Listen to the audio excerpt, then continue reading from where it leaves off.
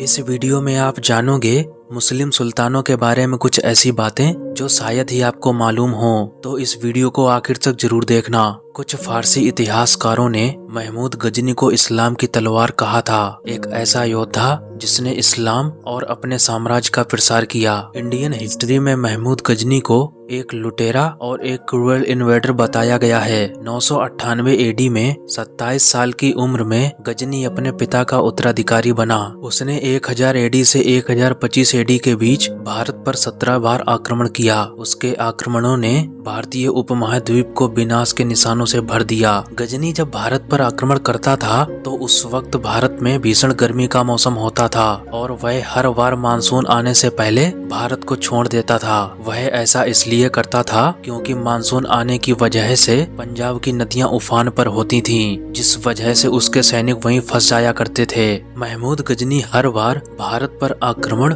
लूट और कत्लेआम के इरादे से करता था। गजनी कभी देश के मध्य, दक्षिण और पूर्वी भागों तक नहीं पहुंच सका।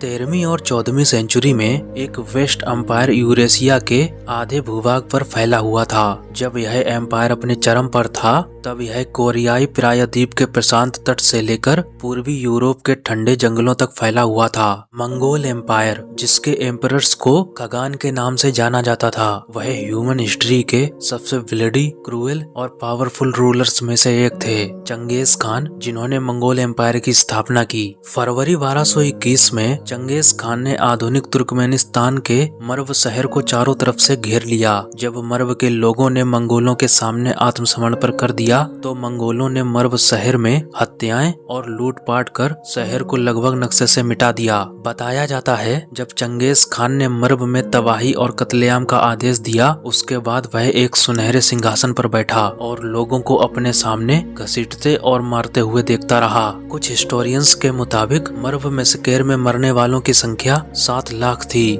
लेकिन फारसी हिस्टोरियंस ने अनुमान लगाया था कि लाशों की संख्या 19 लाख से भी ज्यादा रही होगी। और ऐसा अनुमान लगाया जाता है कि चंगेज खान ने अपने हर एक सैनिक को कम से कम 300 लोगों को मारने का आदेश दिया था।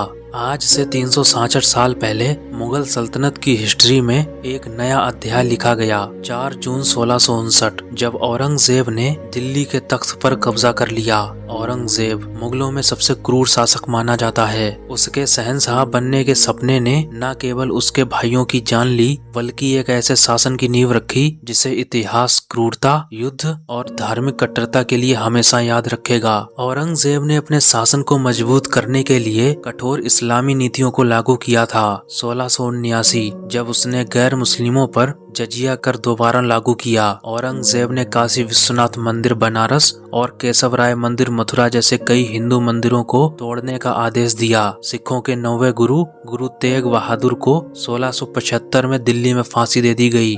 1707 में औरंगजेब की मौत के बाद मुगल एम्पायर कमजोर पड़ने लगा। उसकी नीतियों ने मुगल एम्पायर को विशाल तो बनाया, लेकिन धार्मिक असहिष्णुता और अंतहीन युद्धों ने इसके पतन की नींव भी रख दी।